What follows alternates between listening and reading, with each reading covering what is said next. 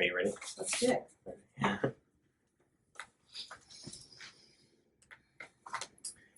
Hey everyone, we're here at the Imperfect Produce headquarters with Alex Strub, and yeah, so just go ahead and introduce yourself and introduce Imperfect Produce. Yeah, I'm Alex. I'm the CMO at Imperfect Produce. We are an ugly produce delivery company, but 20% of produce grown in the U.S. goes to waste because it doesn't look right. So, like this sweet potato that's grown in two, we buy that directly from farms and we bring it to here, this HQ, sort through it all, and then put it in people's boxes and sell it to their homes for about 30–50% cheaper than the grocery store. And how long have you been doing this? We're celebrating our 2-year birthday in August. How many people? Yeah. How many people are you? We're just about 70. Wow. Yeah. Did all those people fit in that? No, so we have we have warehouses and offices, right? So a lot of that number is actually like folks helping us pack the boxes and sort through produce and all that. So tell us about your marketing channels generally. Yeah, just like walk us through that piece first. Yeah. So, being the type of company that we are, talking about like ugly produce, like we just, again, another like product placement for this guy. Wow, this looks pretty good though. Yeah. So this is kind of what's wild about some of this stuff, right? Like it could be that it can be sizing, it can also be surplus, so that we had a lot of rain, or we didn't have, we had too much rain, or there wasn't as much of a market for something, and so the farmer grows all this stuff, and then when it's ready to be sold, it's just, there's not demand for it. So that can also be one of the things that happens.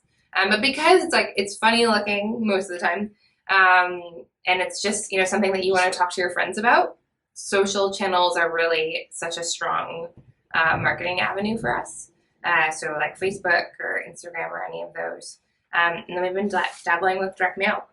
Yes. We're talking. So walk me through that. I mean, just to give you guys some background, I love their postcard. It's just, I can't stop talking about it. Really great headline. They show you some, fantastic imagery of the produce.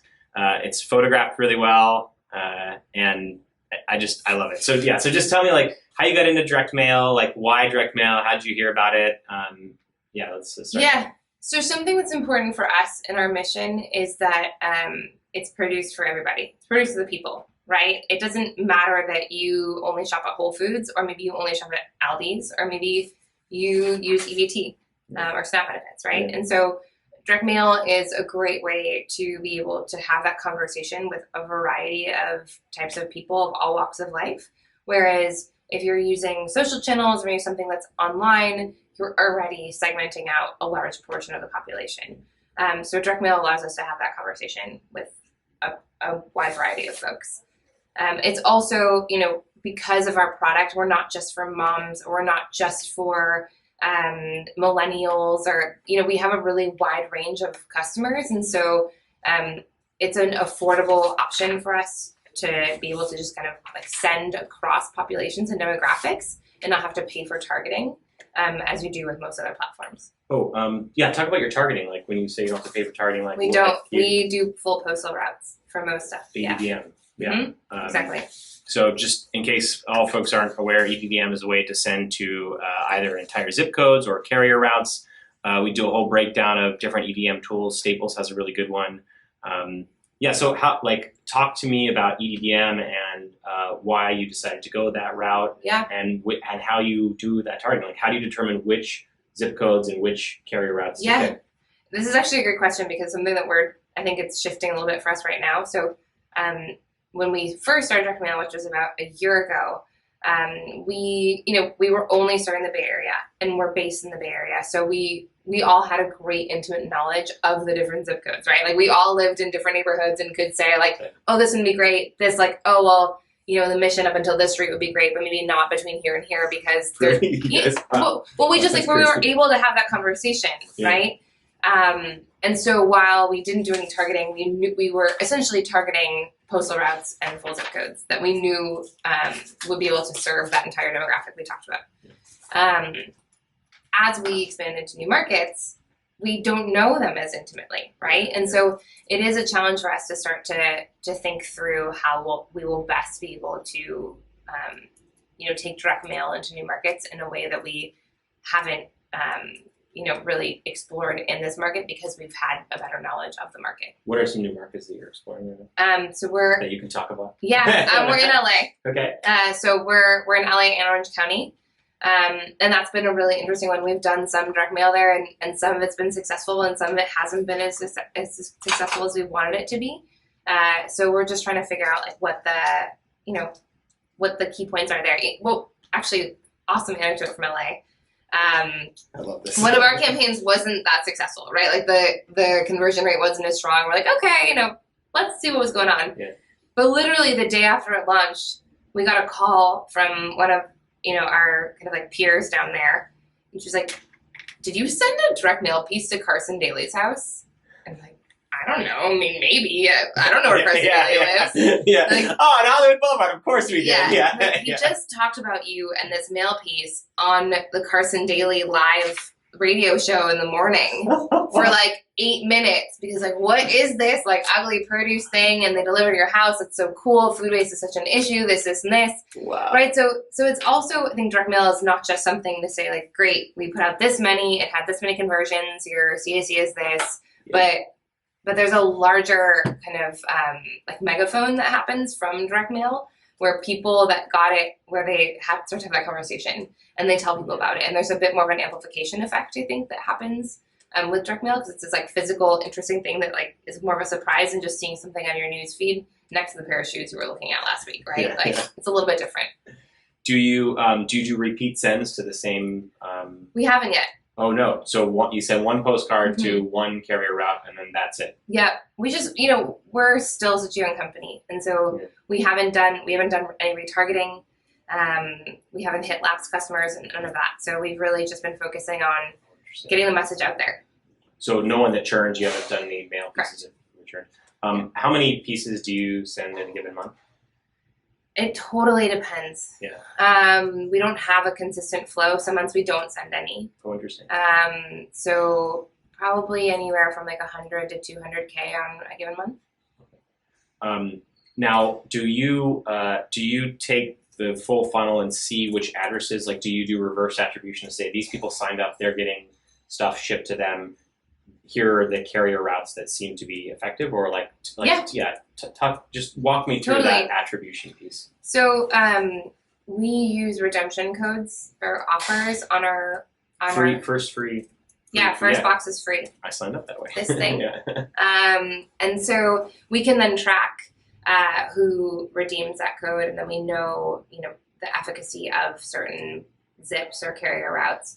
We'll even do A/B testing of different codes. And so we're able to say like this region versus this one, and this is, I think, what's so interesting is that we've then said, okay, this postal route or this zip code has this sort of overall like demographic average across age and gender and da-da-da. Census. Right, exactly. Yeah, sure. But then if we've like mapped that back to other sends, and they're not always, we haven't seen a trend that like all zips where the average age is 35 and the average income is this perform better. Like we've seen some of that, but we haven't seen, I think, something that's like statistically significant to say like these certain demographics are, key for us. Because that's really the only difference in a postal route is who lives there, right? Have you done any like list like setting up to targeted list or bought any list or? We've done one. Yeah. So it's literally, this is our sample size. Yeah. And if we didn't have the same kind of return that we did on EDDM. Yeah. It's just more expensive. Yeah, it's more expensive. Can you can you talk to me about the process of how you found your printer, and then walk me through how you thought about the design of your card? Yeah. So we're scrappy as all hell. Right? I mean, that's who we are. We're like, look at where we are right now, right? I mean, this is the taken room, I've been told. Yeah. So we're creative, and we just try to figure it out. And so instead of at first going with an agency or with somebody who's done it time and time again, we're like, we can do this. Like we can, and so we Googled it. Like who in the Bay Area does direct mail? Cool. Yeah. This company, they, they'll support any EDDM efforts.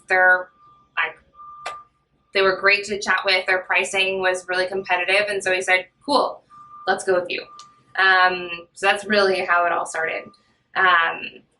The way we designed the card, we knew, so on our card, there's a hero image of just... I'll include a link here at the end of the comments. I got a PDF version, so you'll be able to see it. It's all over. It's a bunch like this stuff. Yeah, and so it's just kind of it really talks about the product. It's just like a bunch of different images of the ugly produce, which really that is like a little bit of a shock value. I think people who are getting direct mail now, they're used to that more lifestyle, or if you think of like the Blue Aprons of the world who are doing a great job with direct mail, but that's just I think, at some point you become accustomed to seeing that, or maybe I live in the Bay Area, and so I'm accustomed to seeing it.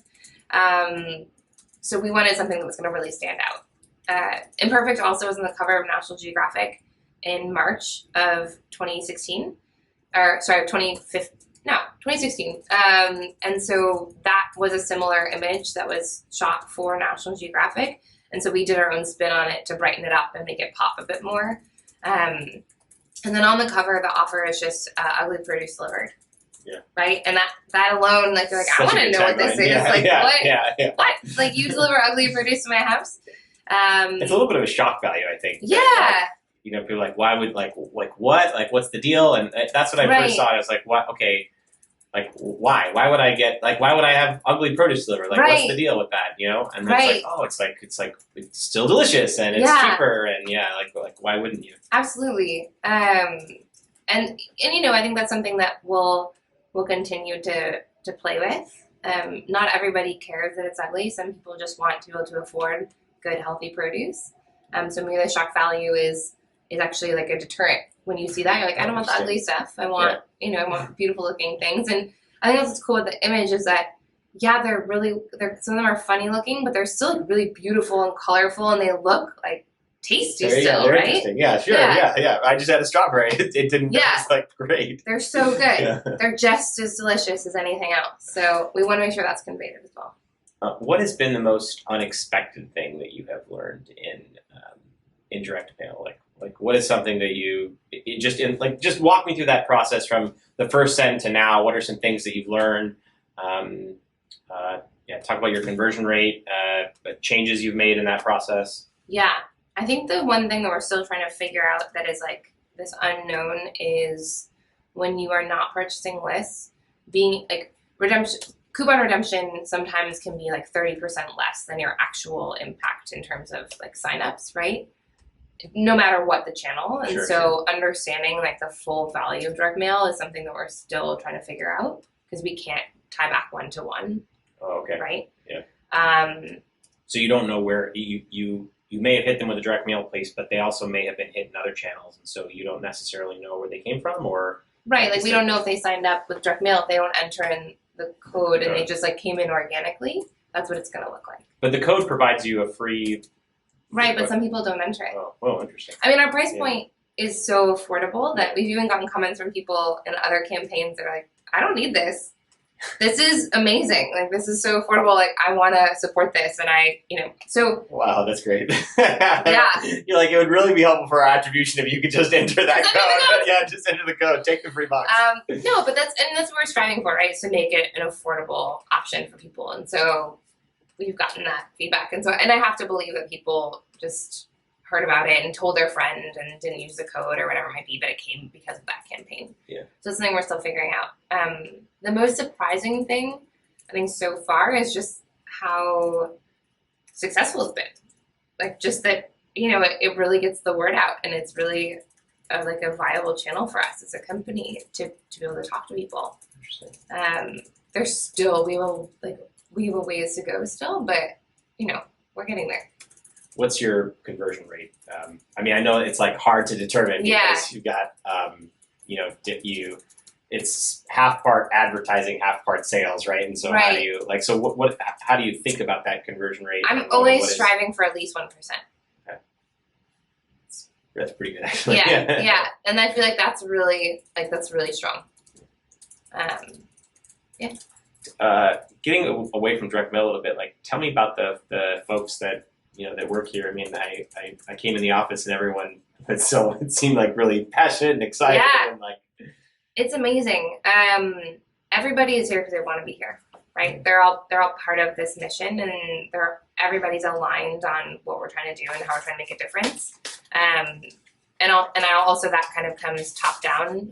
Everybody who works here, who's full time, gets equity in the company. No matter if you're setting like sales strategy or if you're helping to pack a box, like you're just as important as anybody else. And so that really comes through when you talk to anybody, because everyone is equally valued as a contributor in the company. So you're here because of the mission, and then you also feel that that value and that the company wants you to be here too. So talk about like what are the next steps for Imperfect Produce, and what are your next marketing steps? We want to keep growing. So for us, we just moved into this space right here. So we got a larger warehouse. So we want to this space? Yeah, this space. It's so wild. And so we want to go a little bit deeper in the markets that we're in. I think we've been kind of like ready to go, right? And so from a marketing perspective, doubling down on our growth efforts. We haven't optimized a lot of things, and so thinking about even like on our conversion funnel, like sure we can test out better methods on direct mail, but if it's not converting that well based on like that landing page, then like what's the point of continuing to throw people that way? Well, I mean, if you have if you're getting a better ROI on other channels, I mean, how do you determine where to invest your marketing dollars? Yeah, direct mail is expensive. it is and it isn't though. Like if we can continue to hit those conversion rates and that EDDM will work for us, then like great. Then it costs the same as using Facebook or any other method.